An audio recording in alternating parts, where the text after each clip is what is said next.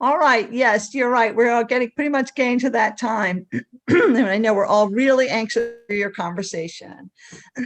So I'll go ahead and say welcome, everybody, to Reader Meet Writer. I'm Constance Lombardo. I'm the author and illustrator of the middle grade Mr. Puffball series and of the picture book Everybody Says Meow. I live in Asheville, North Carolina, and which is home to many wonderful independent bookstores, including Malaprops, which I was actually at today. And our program today is brought to you by SIBA, the Southern Independent Booksellers Alliance. SIBA represents independent bookstores across the South, including the store that invited you here today. We all know that independent bookstores are so crucially important in bringing books, authors, and events into your community. They really need your support now more than ever. So please do support them by purchasing Miles's book, yay, at the store that brought you here or at your favorite independent bookstore. And I see there's a link that you can follow to purchase the book.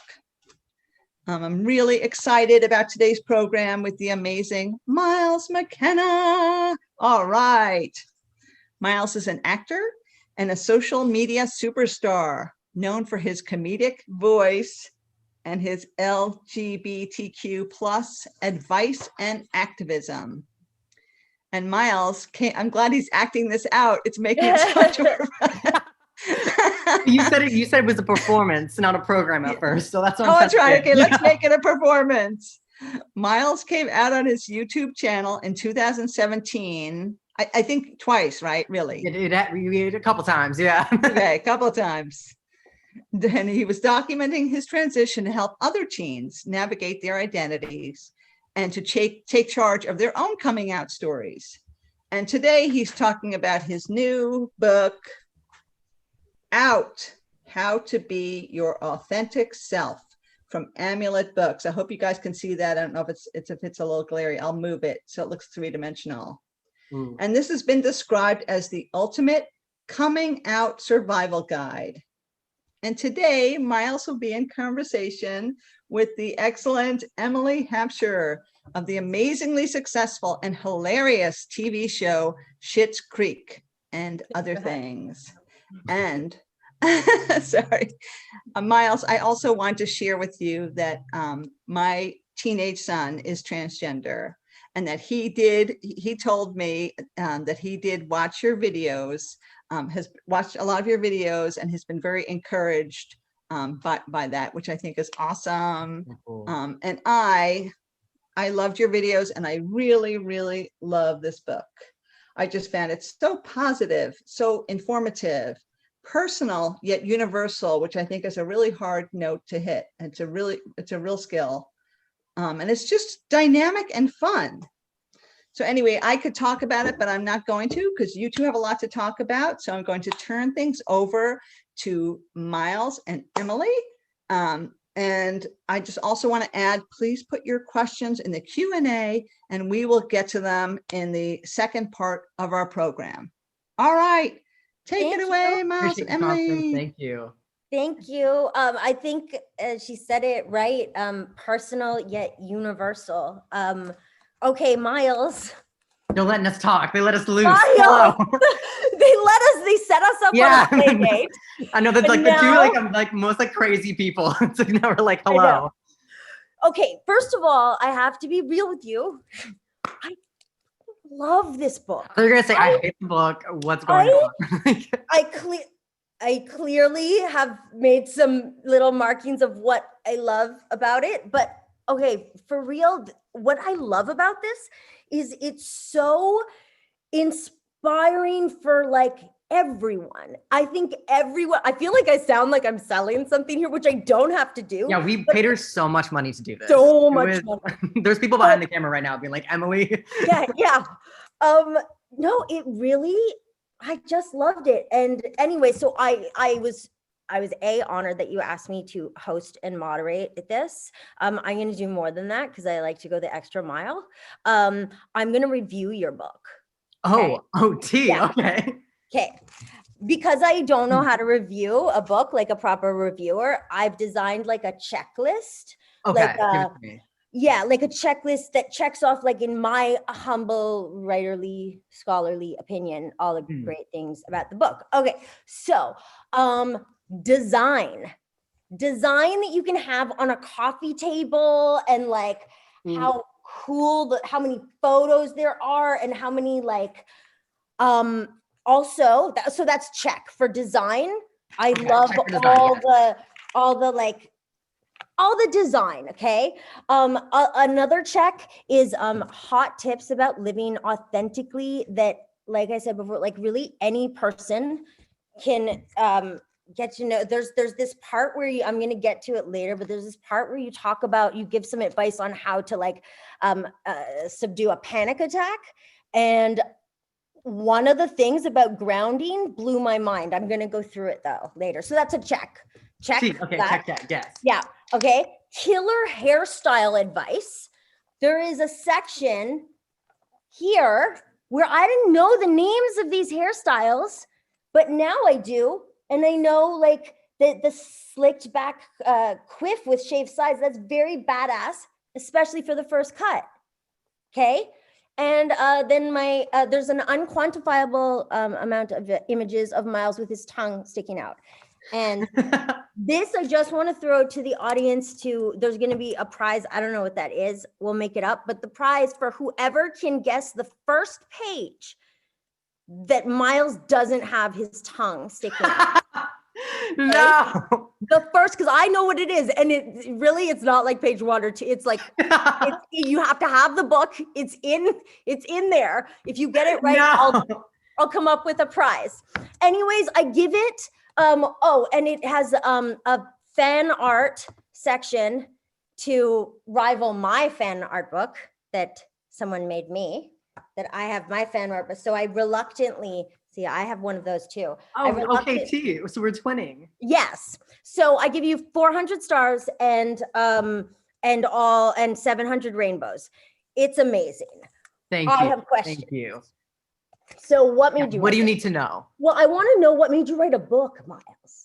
Well, so yeah, no, T. I mean, I feel like it's a shock to any English teacher I've ever had. I was not in AP English. I think it's a big shock that I wrote a book, but the birthplace of it was kind of like a lot of tea. It's kind of like some drama. It was back in 2018, and it was when there was a lot of like hearsay about queer creators on YouTube and on many different platforms where they weren't getting pushed out enough. There was like adpocalypse where a lot of LGBTQ plus creators weren't getting ads on their videos. They're getting demonetized because it wasn't family friendly.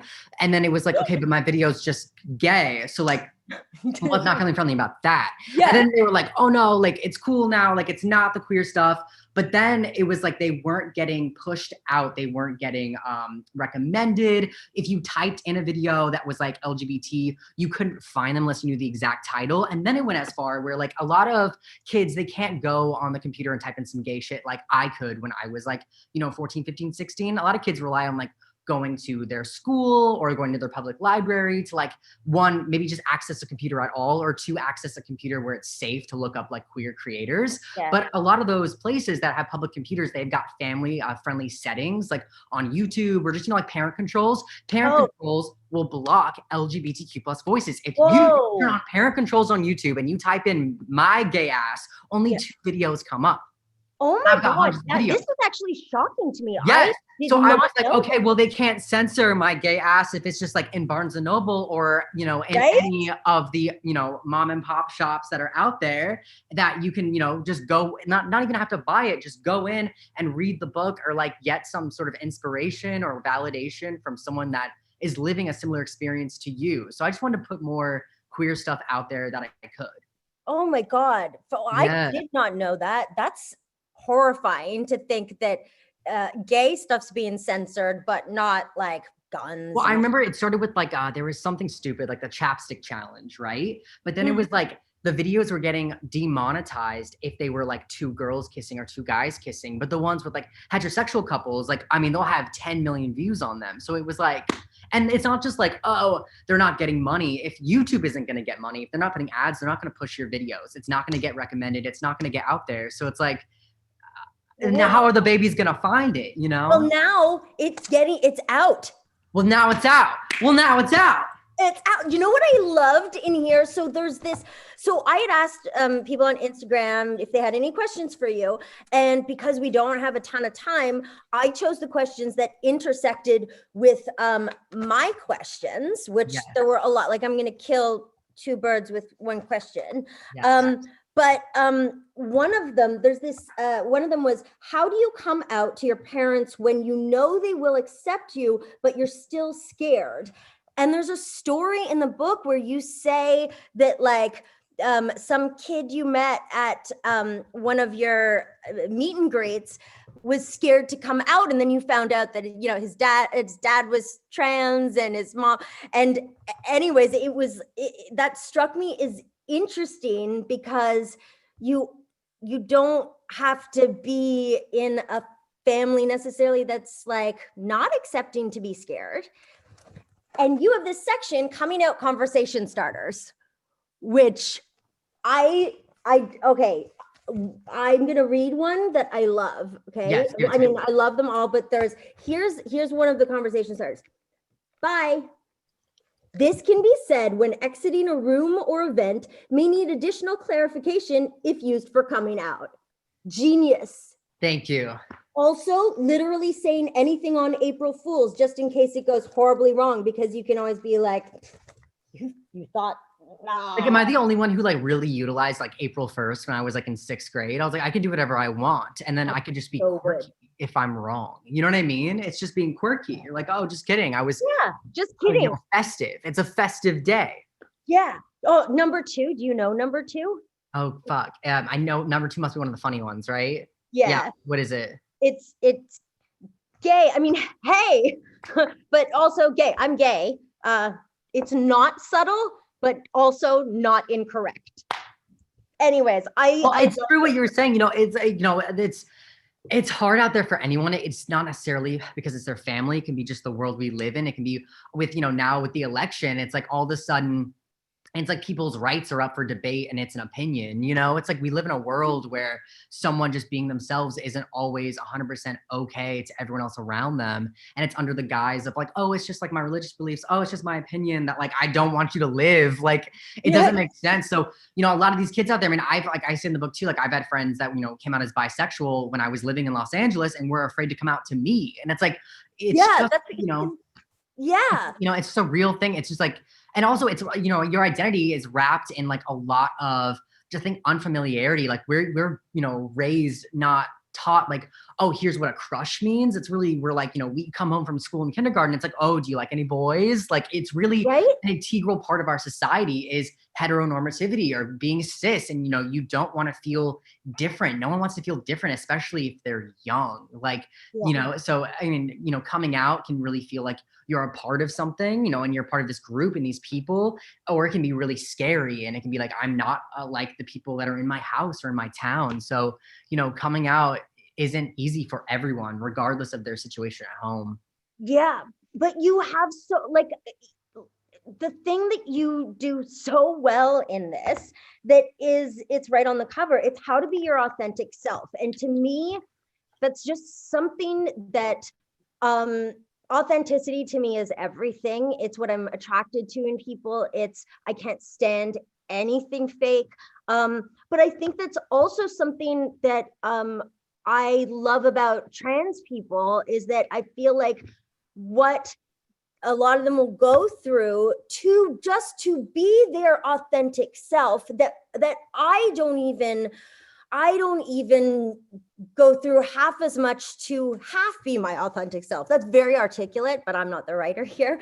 But I love so much of the advice in here on confidence and how to like know that you are the best kind of person to know you, which being Canadian, I never thought that was, I actually used to think that confidence was arrogance, because anything that's like bragging about or saying you're good or believing in yourself, But you have this advice here when you say that you surrounded yourself with people who embraced who I am and who I want to be. And that was how you were able to, foster relationships with your family members who weren't at first supportive. I think the advice you give about surrounding yourself with people who, my manager said this to me, go where you're celebrated, not where you're tolerated. Yeah. Wow. And Gigi Gorgeous, her mom always said this quote, which I love, is those who mind don't matter and those who matter don't mind. And I feel like so much of your book is that inspiring for you to be who you are, no matter who that is. And therefore I wonder if there was going to be a movie made about you, who would play you? Ooh. Okay. Well, if we're casting a movie, you definitely have to be like on the bill. Can I be your mom? I feel like my mom's role would be that'd be a little, that's a little dark. That's a little dark. I'm thinking maybe you'd be like the supportive, like, English teacher who's like here to be like an ally for all my sins, Yeah. I'm always coming back to like get this advice, and like I'm eating classroom. I don't know who'd play me though. I feel like, obviously it wouldn't be a woman, which like Hollywood just like loves to this isn't the L word. It's not 2005. But definitely, I'm not sure who would be the actor, but would probably be twins. I feel like the on-screen adaptation would probably have like, like a Parent Trap type element to it, Okay. I feel like we got to do like a little bit of a twist in there somewhere. Yeah. But, I feel like we got to do like an open casting. That's what I love about, what's that show, Euphoria? Like, I feel like we keep seeing the same faces from It and Stranger Things and Young Hollywood. But like, I love how they just like opened it up and we like found Hunter Schafer on the streets, right? Like, isn't that where they found her? Yeah. Like they just like got her, and it's like, what? And they really got her and they let her be her. I mean, I don't know her personally, but they didn't do, at least as far as I can tell, their idea of what a trans woman's experience. Yeah, for sure.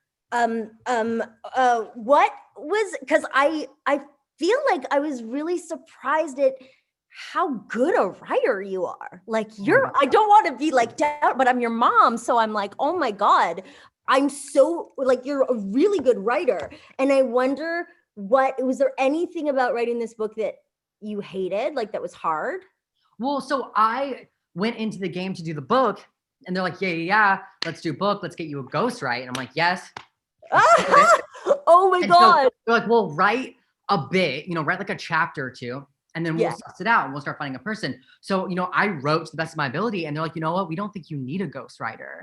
And I was like, no, but I thought I was going to ghostwrite it, so I was nervous. And so I was given a date, for the books because, this is, and we're writing a book. And I was like, I don't, like I wasn't an AP English. God. So it was like one hard to like, I got like Grammarly, like I got that, and it was like, you're writing, get Grammarly. So I got that, and I was like, oh my God, but no, it was really fun. The hard part, other than like having to write a fucking book, would be, like digging into my soul, because then I had to write about like parents and like familial trauma and all that stuff. And I could have written, a book titled F You Mom and Dad, but I really strayed from that. I really wanted to be less about like, here's all the effed up things that like, not only I have to go to, but all of us, like, regardless of how you identify with your race, with your religion, with your sexuality, with, are your parents together, where do you live geographically? Like we all have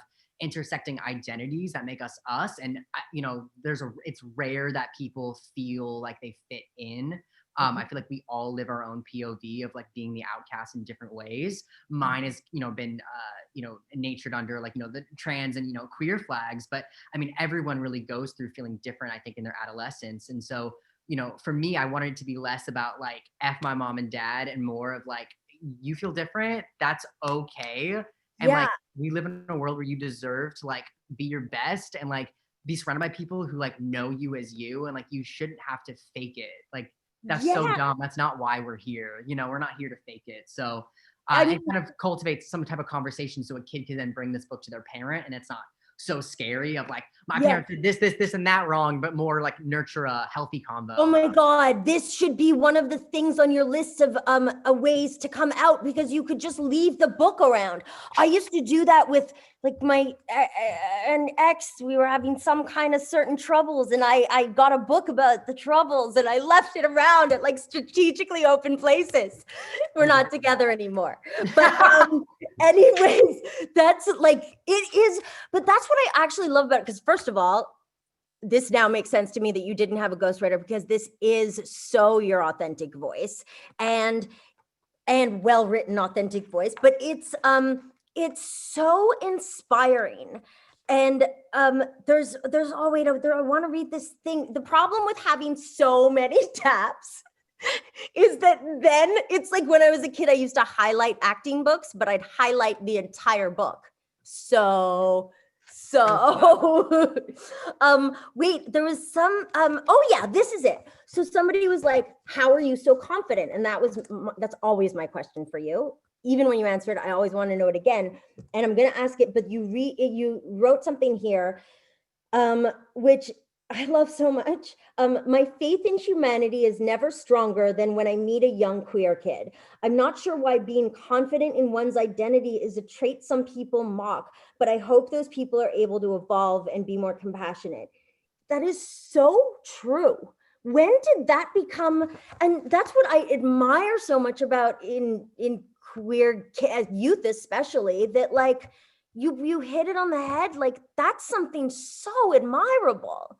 Anytime I get a kid reaching out to me and they're like, and which is every day of like, I think I'm going to come out, or I came out and I'm scared. Like, I don't really know what to do. I'm just like, that's a superpower. Like the fact that you're self-aware, the base of it, you are self-aware. You either know how you want to dress, how you feel comfortable in a room, who you want to love, like, you know, whose hand you want to hold, or like when you look in a mirror, what you want to see. Like you're able to identify that as a 12-year-old. Like, give me a break. Like that's huge. Like that is huge. And so there's just, I mean, I think, you know, and I think I talk about it in the book too, there's just a lot of like bad press about LGBTQ plus people and themes. And I think a lot of our parents were young enough during a time of like the AIDS epidemic where, you know, they were fed a lot of propaganda and a lot of bullshit. And so it's like their immediate thought is just like fear. It's like, oh, you know, my kid is different, or my kid is wrong. And it's like, well, I need to fix that. And so I have to change them. And a lot of it isn't rooted in, I think, their own thoughts and feelings, but it's just a lot of fear that like LGBT is evil and it's going to take away my kid. Yeah. When like, that's not the base of it. That's just about a bunch of hearsay. The base of it is like your kid knows who they are. In like a world where it's like, there's so many questions, there's so many different ways to go. You understand yourself and where you fit in the world at such a young age. That's huge. And also you have the strength to say it. Cause I started, you know, I started putting 2 and 2 together when I was pretty young. And I was like, oh, that can't happen. I'm going to go to hell, you know? So. Oh my God. I love that part in the book when your mom said she still loves you. You came out and then she said, but you're going to go to hell. And I laughed out loud. And I love that you found that funny and then realized, oh, she wasn't being funny. Yeah, no, it was like full, like what?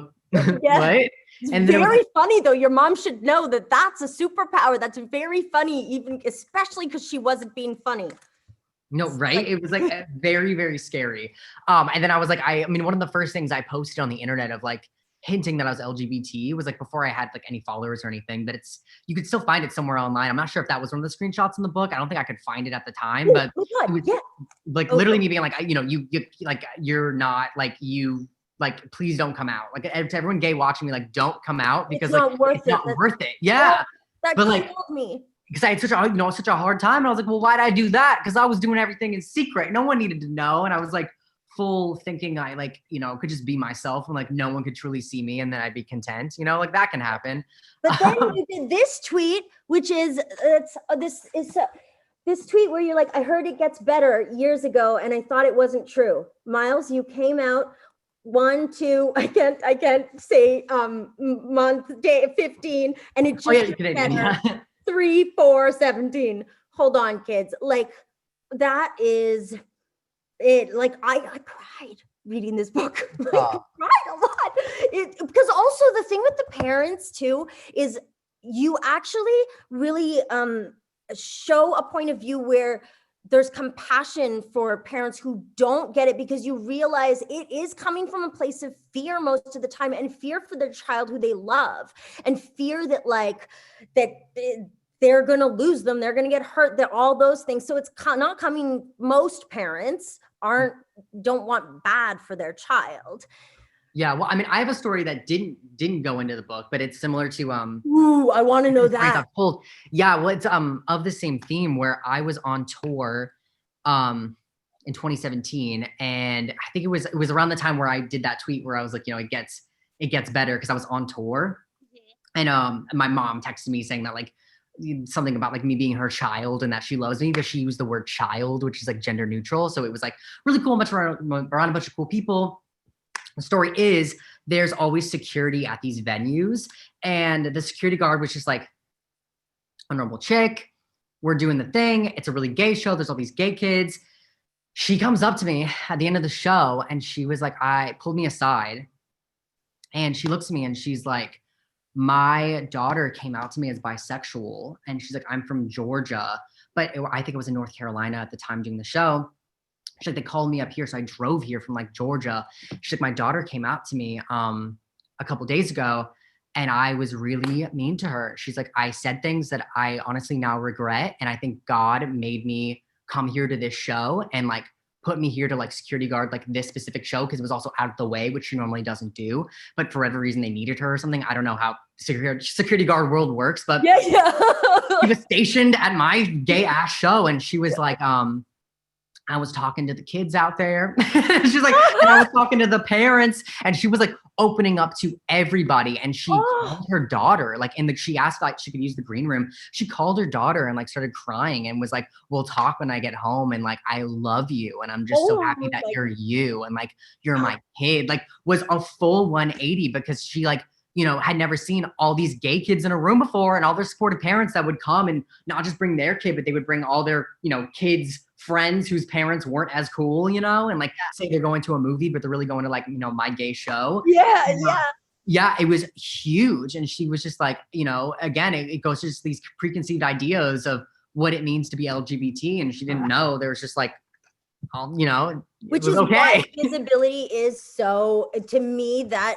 is everything, because when you know somebody, Carson Kressley actually was on from the original Queer Eye, which is too young for, but he was on my little Hump Day show, and he said to me that like, to him, one of the best things you can do is just like be your authentic self, and just be yourself, so other people can see that someone who is LGBTQ is successful and happy and can be loved and loving and like all those things.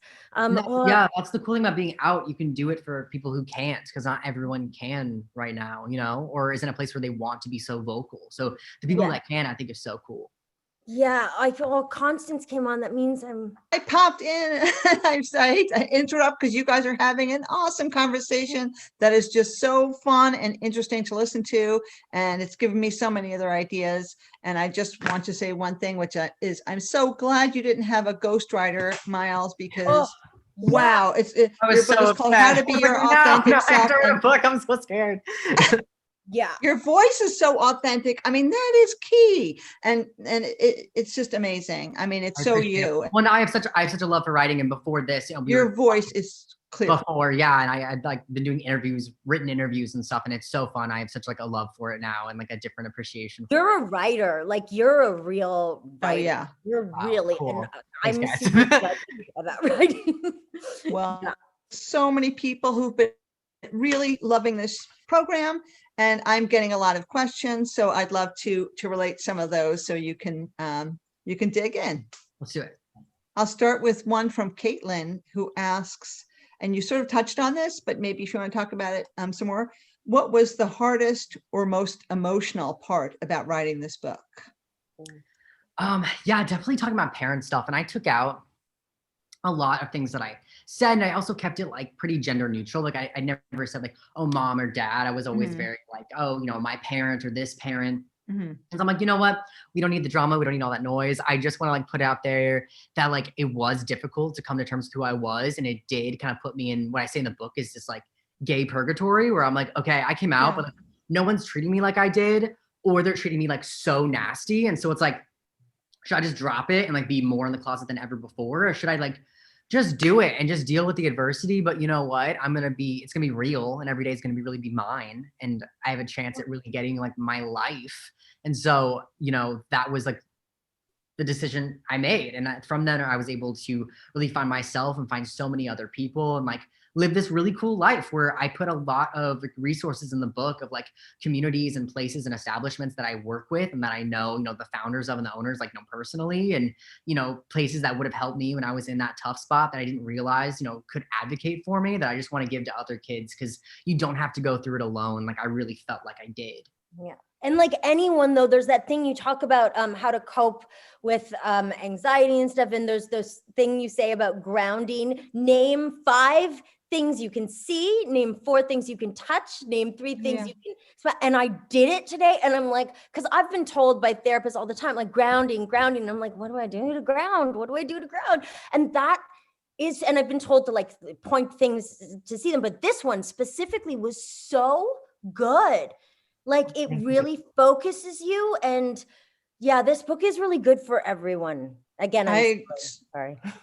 I agree with that so much. And also I want to say, as far as you writing about your family, as a reader, to me, I just kept thinking, wow, he's so young and went through so much. And yet it comes across with so much compassion for your family, which I think is so beautiful that you're able to have that feeling toward them, and hopefully that it sounds like you are in a better place. And I was like so ready to be mad at your family, but it sounds like you've moved on.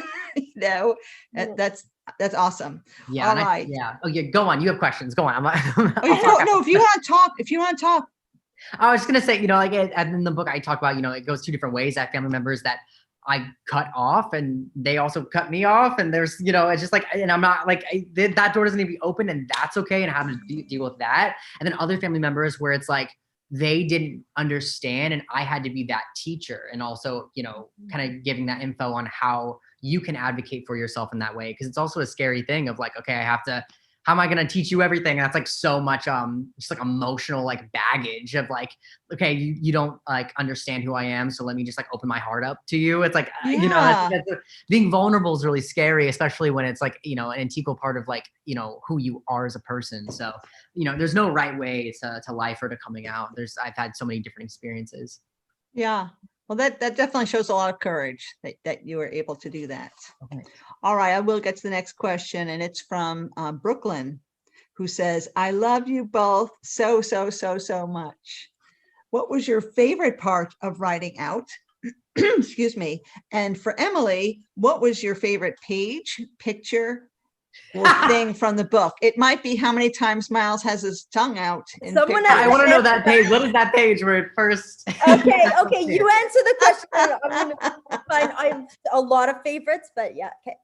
Oh God, my favorite part of writing out, definitely writing something, knowing it's geared towards my younger self, like something that I really thought would help. And so I was adding in like, emails, like word for word you can send to your school. Cause like since coming out, I didn't have like a trans experience like a lot of my friends have, in high school, where it's like, okay, I'm really trying to advocate for myself and like using bathrooms or anything. Like I was so in the closet and like so not there yet in my journey. And so, writing something where it's like, okay, really, if I could go back in time, what would help me? And it's like reaching out to these people, adding, looking up your local LGBT center, adding them on a chain to like your faculty being like, here's my name, so you don't have to do it in person, like things like really going back in time. If I could help my younger self, how would I be me, in 10th grade? And so just trying to give any advice I could as like a big brother to any kids watching. Cause it's like, I didn't have it at the time. So I didn't have anyone to be like, hey, here's what you need to do. Yeah, you get a template in the book of an email template that is so cool. Oh, thank you. Like there's so many resources. The 10 Commandments. Oh yeah, yeah. I have 2 favorite pages. this is one of my favorite, just because as I read, I made notes and I'm like, ew, germs, you're licking that ball in a ball pit. That is a petri dish. Ew. But That also, explains a lot, actually. so page 27 is the first page where you are not sticking your tongue out as a grown, like there's pages where you're a kid, you're still sticking your tongue out, but it's like not the same. That's the page 27, folks. Everything else. And what's the prize? I don't know. Oh, that's such a cute picture. I know all of the. I'm not. You can't make this up. Every picture. There's also Oh, I love. Well, I mentioned the hairstyle one. Anyways, there's okay. So that would be my favorite. That would be my favorite page, I think. But there's also, I love the where you talk about that man who followed you on and he said it whatever. You know what I'm talking about. I know what you're talking about. Yes. Oh, yeah. What does it mean to you, that story? It was like so like weird because this was right after I came out as trans, and this is just some like random on the street who like I don't know if I noted in the book too, also like gendered me correctly. Like I wasn't passing and like said some gendered word that was like male, and it was like so like weird because I had just come out. And then I just like went on this whole tangent of like doing this like poetry, and then was like, what does it mean? And like you're gonna like win. And I was like, I don't know. And he was like, you know, it means whatever you want it to. And then he was like talking about how like that's what life is. It's just all whatever it means to you. Like that's what it is. And it was like everyone's going through something different. It was like full like a moment. And he was dressed full like Jesus. And I was like, I don't know what's going on, but like I was like, this is I amazing. felt it was like totally Jesus. And I also I feel like that's changed my life in a way of just like what a paradigm shift of it's the meaning you make out of things. It's what it means to you that matters. So but it was also the first time I was traveling as like, you know, a new name and like really just like going off on my own in like every sense of it. And there was someone who was like, I see you, and also you can do whatever you want. And I was like, what? And then like just disappeared. And I was like, okay. Like, wow, that sounds so magical. Yeah, I was like, right. All right, I'll go ahead with another question. I hope I'm pronouncing this correctly, from Corinne. Can you talk about the writing process? And what was the greatest thing about writing this ridiculously amazing book?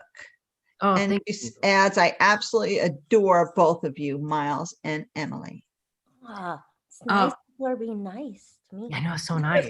Everyone loves you. Yeah, writing process was mixed. Like some things I was like, I'm gonna sit down and write it. And I was doing it. And then other things I was like, I just have so many thoughts at once. And then I started doing like note cards like I'd seen on TV when people are like, you know, acting like they're a playwright. Yeah, I was doing the note cards, and I had it all spread out on the table of like, you know, like topics. Yeah, I was doing that. I'd seen it on TV before, like when people are like being a writer, you know, killer and a writer. Yeah.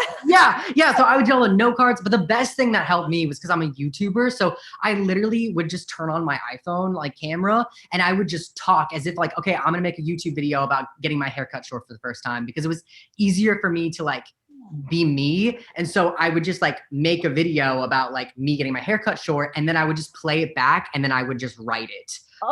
Because so much sense. I'm not like a writer, like, and I didn't do AP English. And so I would just make a video on the different subjects that I had like noted. And then I would just write from what I listened to. And so that's kind of like a loophole. That's a great writer tip, but it's also, I think, what makes it so your authentic voice that I hear when I read it. I think you got to play to your strengths. I'm like, okay, I'm a YouTuber, so let's just do this on the low. And then I was just writing from what I heard. And are the photos in the book all from your personal archive or whatever, or were some of them taken for the book? Did you go to like a photo shoot? Yeah, some were taken from the book, like for the book. Others were just like through my archive. Something that I chose to do at the time of the book that I guess I wouldn't do now, just because I'm at a different point in my transition, because I started writing this like 2 years ago. And so there's been like a lot of like growth since then, where now I feel really empowered showing like before and after pictures, like pictures of me with like long hair to like ones that look similar of me now, and doing comparison stuff, which if you notice in the book, I didn't do that, but I didn't do that for a specific reason, where I felt like that was something that, I don't want to say overdone, but I felt like, I guess the words I used at the time was like, why do I have to show who I'm not to prove who I am? And so I was like, I want to make a trans book where I don't show the trans photos of like, here's me as a girl, but I'm a guy now. And like, you know, I wanted to do it where it's like, here's just a bunch of pictures of me and here's me telling my experience, but it's not the standard, like, you know, what you would think is in a trans book, which, you know, I really liked at the time. Now I feel like if I was like, okay, let's do a part 2, I think there is a lot of cool stuff with someone being able to see, you know, me looking how they look now, which is reason why I keep old videos up, I keep old pictures up. But for the book, definitely that would like stand a test of time and is like a physical thing. I was like, I don't need to show who I'm not to prove who I am. Well, there's going to be a second book, I'm sure. Yeah, I have that question though. Do you plan on writing in the future? And like, well, so I want to do children's books. Yay. Really That's what bad. I do. Yeah, I really want to do children's We books. have to talk. I have a lot of ideas and I have things that I'm trying to work on in that world, but I really want to do kids books that aren't necessarily LGBT, but themes of it, of like, you know, self-love and of, you know, just empowerment. So then if kids grow up to be queer, there's similar themes that like make sense of like a queer kid read this and felt cool, you know? Miles, have you ever seen the picture book? Excuse me, Emily, I'm sorry about that. Have you ever seen the picture book, Julian is a Mermaid by, I believe the author's name is Jessica Love. I love that. No, one. I read kids books. Like I like, yeah, me too. It's a whole world where, you know, you only are reading them if you have a kid or you are a kid. So there's a, you know, a good, you know, 10, 15, how many years where you're not reading picture books. And it's so exciting how they change, how they're different, how like you internalize them now where you get to see the themes where you didn't when you were a kid. So yeah, I love it. I want to get into that world really. That's so cool. That's awesome. I know you have a lot to add, and that would be so great. I'm very excited about that idea. All right, let me go on to the audience questions. One is from Charlie, and he's asking if you have advice for someone who is 19, so obviously a legal adult, and has had to stay home with his parents. I'm sorry, I didn't get I'm not sure if that's the right gender, with their parents due to COVID, or they will be cut off. And postponing the transition process that they want to go through. In other words, how to deal with being unable to transition as an adult. Yeah, I mean, 19 is a crazy age, 18 and 19. I mean, I came out in those years, like the formal to everyone. It was like, you know, we're doing it. It's not like anyone treats you like you know anymore, you know, because it's they look at you the same as if you did it when you were 13 or 14. It's like there's no difference in my parents when I was saying anything or doing anything. And you know, it's something that I learned from having to be in a household where I fully knew who I was, but everyone around me either didn't see it or didn't want to see it. It was having that, I think looking back, that pride and knowing who you are. Like I think back to like when you didn't know, when you had to like wear, you know, for my own experiences, like wear a dress to like the 8th grade dance and you felt so uncomfortable, but you didn't know why. It wasn't because, oh, I'm wearing a dress, but I want to wear a suit. It was like, you just feel weird. You know, that feeling where you just feel so out of place and you feel so weird, but you don't know why. It's like now, now you have a name for it. It's like that. There is so much like liberation and euphoria when I was able to name who I was. Cause it's like, oh, I'm not like, life is different. Like life doesn't have to feel uncomfortable. Like, oh, I just want to kiss a girl. Like, oh, I just want to cut my hair short. Like when you simplify things in that way, it just makes everything so exciting. And also there's room and like now opportunity for you to get the life you want, even though you can't have it now because of necessity. Like you need a roof over your head or like your parents provide something for you isn't like it's something so negative. It's like, this is just like the waiting period until you get to really do you. And I think that was something where I was kind of in that in between where I knew who I was, but other people wouldn't see it. It was like, at least I know. And like, at least I have a life that I know I'm going to live. Like, you know, and it's seeing it through a different perspective of like, it sucks for everyone around me. Like it sucks you're not going to be a part of it. It's something that I think I wrote in the book that I kind of used to champion when I was younger was like, it's okay to like guard who you are. It's okay to like guard your magic, is I think the wording that I used in the book of like, it doesn't make you any less to like not come out to everyone right now or not like be 100% yourself because of the people around you where you're living. Like, that's okay if you need to take a second and you need to guard yourself and you're like, for safety reasons, because I need to eat and because I need to like live in this house. That's okay that like they don't get to see 100% of me. It doesn't mean I'm not being 100% of me. You know what I mean? It's like, definitely. it's okay that I have to go to my spaces to do my thing, but like the moment I can, bye. And like, you have a whole life ahead of you. And these people aren't going to be a part of it. That's like so not your issue. That sucks for them. And like, they have a lot that they need to go through. But like, the fact that you know who you are is a superpower. Yeah.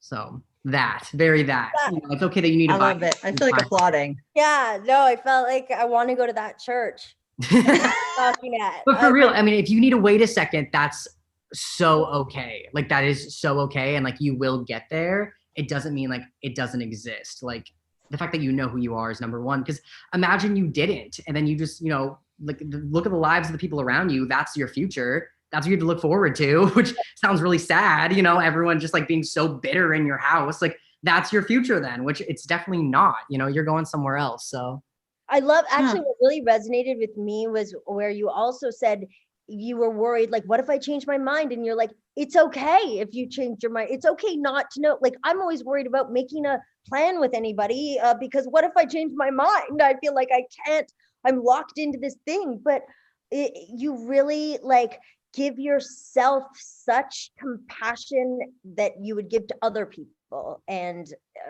anyways, I love it. I love it. Well, this is great. I'm going to see if we can get to a few more questions. There's one from Emile who asks, what advice would you give to someone wanting to get more involved and advocate for queer and trans folk at a grassroots level? I think that is part of your book.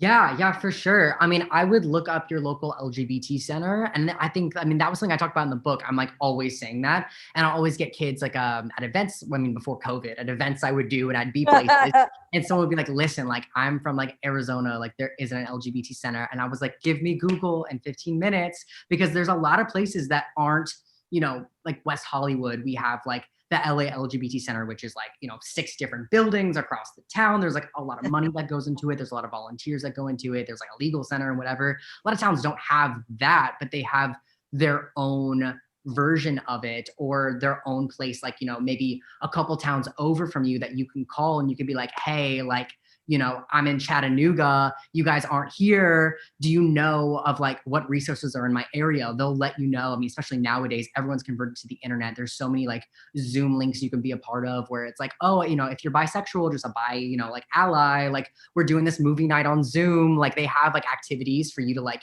meet other kids your age. But there's also places where it's like, hey, you know, we're not there with you, but we have like a, I mean, this before COVID, a lot of places had carpool programs where it's like, oh, we have kids that are like near your area and like their parents volunteer to like drive everyone for like our like, you know, Sunday activities that we do. Or there's places where it's like, we don't have services where you are, but we know of the school counselors that are allies and like, you know, teamed up with GLSEN, and that can be a safe space for you. But I was just doing a bunch of interviews for my YouTube channel with different creators, and Tyler Oakley made a good point where he was like, you know, there isn't always LGBT centers, but there are like Planned Parenthoods, and there are like drama club programs, and there are places where like the gays congregate, where it's like, you know, yeah, you can find your own safe spaces even if there isn't one there. But if someone wants to get involved, I mean, looking up LGBT centers, because there's a lot of them that need your support on the like, you know, grassroots level that are doing things and, you know, need people to be in these smaller towns to like advocate for others. That's really encouraging. Okay, here's a question from Max. Hey, Miles, have you ever had to re-come out to people who ignored your identity? And if you did, then do you have any advice? And he adds, you've been one of my biggest idols and role models for years, and it's so cool to see this. Oh, that's so sweet. Yeah, definitely with like, you know, they're friends because you guys go to the same parties and stuff, but you're not friends. Like you guys don't text, you have each other's number, where it's like an acquaintance, you know, but you'll see them, and it'll be people that like like, I know they got the memo, but it's weird that we're in the same spaces. And especially when it's like, you know, if you have like a trans identity, it's like, that was a whole different level of coming out where it's like, it's not just like, oh, here's who I am. It's like, okay, I need you to do something for me. I need you to call me by a different name. Can you do that? Like, I don't know you like that. But yeah, I mean, my advice is it doesn't always have to be in person, and that's for anyone. And also utilizing your, you know, your base of community and chosen family. Like when I was first coming out, it was to really close friends. And it wasn't like, okay, here's the big come out. I'm like, my name's Miles. It was like, okay, I think I'm trans. I'm definitely going to change my name because I know that feels weird to say. So can anyone help me pick a name? We're going to do this today. I picked my top 3, landed on Miles. I'm like, I think we're going to do this. We went to Starbucks a bunch. It was, you know, just with my friends for a couple weeks.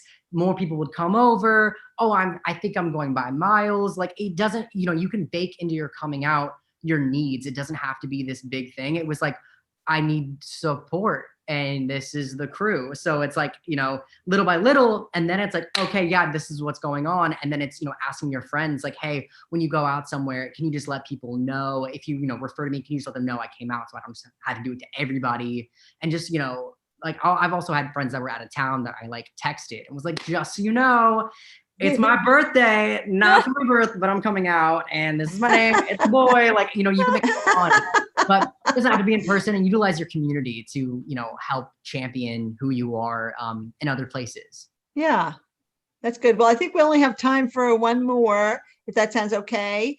And here's one from Maxwell, who asks, what is your suggestion for kids or people who have anxiety over standing up for themselves in front of others? By the way, I love your videos and they help me so much, and I love you both. That's so sweet. Yeah. Totally understand that.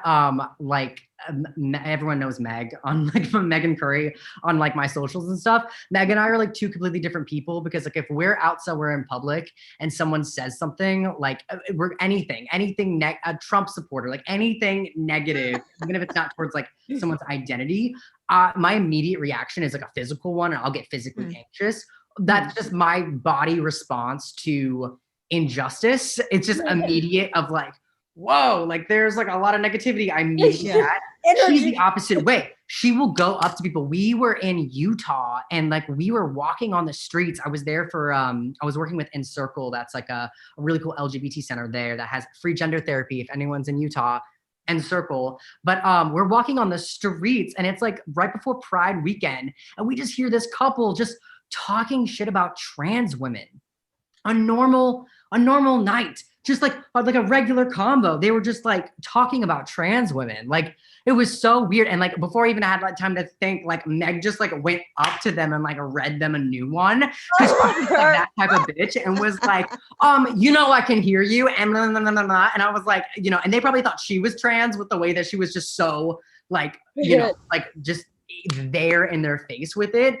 But I mean, I say that to like, you know, there's no right response, I think, to injustices, whether they're pointing to you or someone else. Like I said, like, you know, I mean, I stand up for myself and I stand up for others, but it's a really different than like Megan, because like she's able to just like go for it. And for me, like I shut down a bit. I have to like work myself up to it. So I guess that's to say there's no right way. You don't have to beat yourself up over something, because I know I've gotten in my head before of like, oh, why didn't I say this? Or why didn't I say that? I think, again, you don't have to say anything in person. You also have to put yourself in any positions.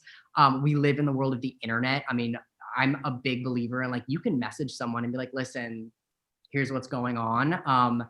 You don't have to beat yourself up with like, I should have said something after the fact. You always can. And it doesn't have to be in like a negative way. Like I talk about in the book, I'm like, you know, if I could come out again, I wish I would have sent my parents resources. Like, you know, here are videos of people coming out similarly to me. So like, I don't have the voice right now where I like can like open up to you and like tell you what I'm feeling. But this person I really resonate with. Can you watch their coming out video? You know, here's the Trevor Project. They have, you know, like so many resources for parents, Glisten for parents, Glad, like for parents, like, you know, you can read this, you can get information that like, I just don't feel comfortable telling you right now, but like, here are all the tools so you can access that. I Which think you it's, give in the book. You do give all the tools. yeah, like I Here's don't this think you book, have to do- Mom. Here's this book. Yes, everybody should be reading this. And Miles, I loved your answer about, if you're feeling this, if I'm feeling this, how should I respond? I feel like a lot of your message is, I'll just hold up the book once more. Almost that there are no shoulds or have to or musts. It's all about being true to who you are, feeling safe, having things happen at the right time, and it's just really beautiful. Thank you so much for writing this book. I mean, Thank you, it's Miles. fun, and it's like a public service. I mean, I It just really is. Actually, I was thinking this should be in schools. This really, yes, I really agree. Absolutely. for real. A lot of school librarians now have their rainbow shelves. And I've spoken to a lot of school librarians who will say, like, there are parents out there who don't want their kids reading, but they'll have it be, oh, it's just from the rainbow shelf. And maybe, there's a lot of, we could go on and on about that, but it's really nice. And librarians do advocate for kids. And this is a wonderful resource for a school, for a home, for parents to get, for kids, for I did have a kid reach out to me and say that they got their homophobic parents to order my book because they told them that out was short for outstanding. You know what? They could believe Good. in this because it did strike me No, that okay. for everyone.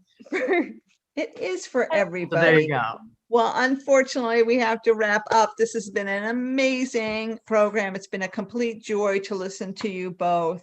And I really want to thank you so much, Miles and Emily. And thank you also to Syfy for all you do, and to all the independent bookstores out here that brought Miles's fans here today.